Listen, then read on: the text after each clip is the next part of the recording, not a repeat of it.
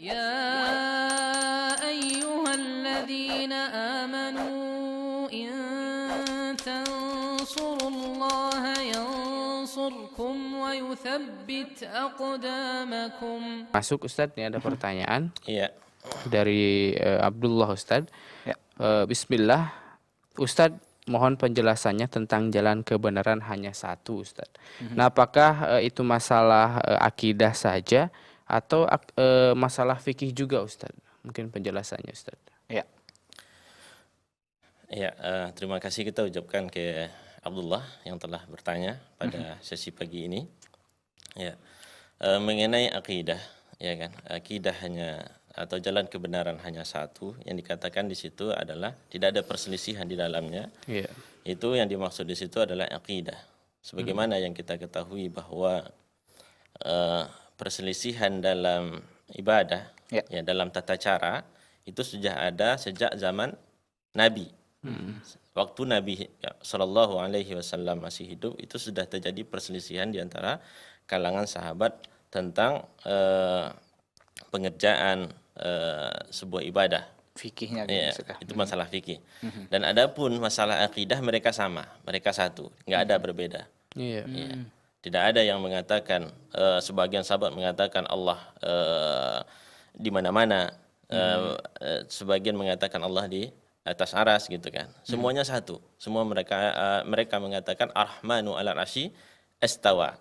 Mereka meyakini bahwa Allah bersemayam di atas arasnya. Inilah akidah yang benar. Tapi dalam tata cara amalan mereka berbeda.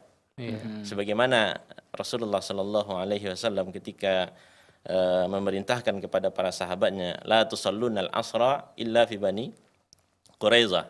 Itu janganlah kalian salat asar kecuali setelah sampai di Bani Quraizah, yaitu orang Yahudi yang akan karena menyalahi janji dengan Rasulullah, lalu akan dikepung.